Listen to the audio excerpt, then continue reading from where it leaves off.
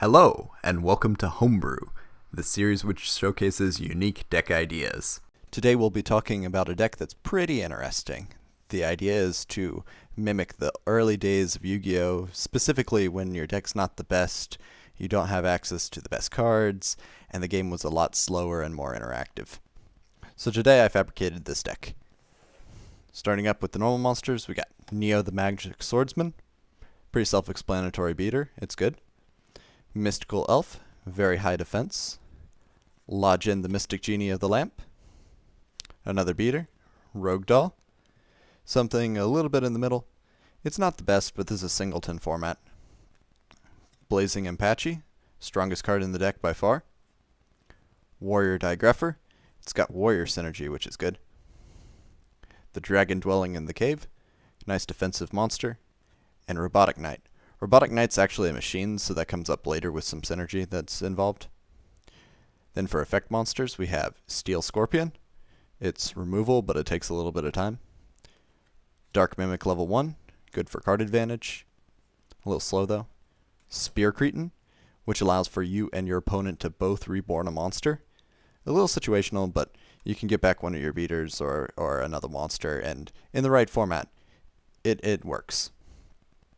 Muka Muka, playing off of the card advantage from Dark Mimic level 1. If you go into Muka Muka, then you can make it stronger.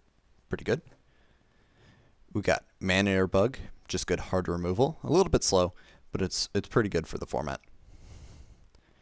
Ryu Kensen Clown, just the ability to change battle position can be very valuable in a slower game state. Mask of Darkness, to recycle some of your trap cards. It's good, +1, good carded economy. Dream Clown. This is actually one of the most interesting cards of the deck because it is continuous pop. Every other turn, you can switch the battle position and pop. On the same vein, we have Swarm of Locusts. Just every single turn, pop as spell or trap. It's pretty good. Got Mad Sword Beast to inflict piercing damage. If your opponent's walling up behind several small monsters, you can summon Mad Sword Beast and start pushing through for damage. Wall of Illusion, it stops most everything. It's even as strong as Blazing Apache as far as attack. Its defense can hold up, so it can return pretty much anything in the format to the hand. We got Gravekeeper's Guard, pretty similar. It's just one-time use instead of Wall of Illusion being multiple uses. Witch of the Black Forest, just generic searcher. It's really good, really strong in this format. Jirai Gumo, this gets over most anything. It can get over Wall of Illusion. It can get over your Dragon Dwelling in the Cave. Just a solid card. Sometimes you don't get the attack through, though. Pitch Black Werewolf, turn off your opponent's battle traps. Pretty self-explanatory. Mobius the Frost Monarch, this is very, very valuable. Pop 1 or 2 of your opponent's spell or trap cards when you summon it. Very strong +1. Hammer Shot, just good removal option. Fisser, another more removal option.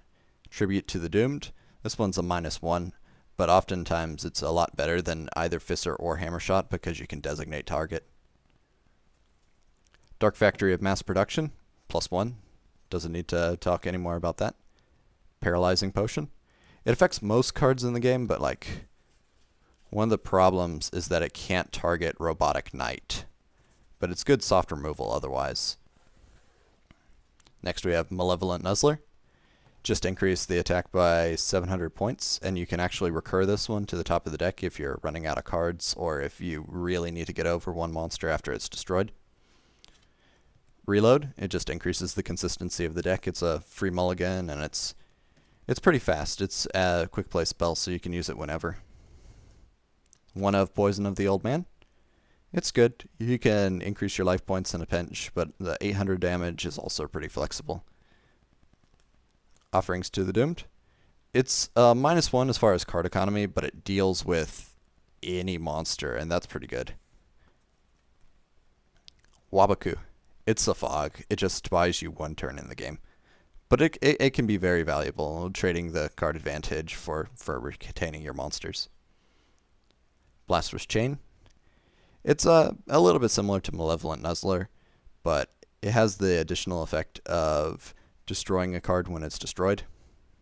So it's pretty good utility. A little bit slow because it's a trap card. Got Shift, which just changes targets, which it can be very valuable. You can surprise your opponent by activating Shift and changing the target. Skull Lair. In longer games, this is a great removal option because you can just keep banishing cards from your graveyard. There's very little recursion in this deck outside of like Dark Factory of Mass Production and Spear Cretin. So you using your graveyard cards as a resource to pop your opponent's cards can be very valuable. Rikayoro Field. Just negate spell cards. It's a little bit narrow, but it's a 1-for-1, so it's pretty good. 7 Tools of the Bandit. Negate trap cards, though 1,000 life points doesn't really matter in the long game.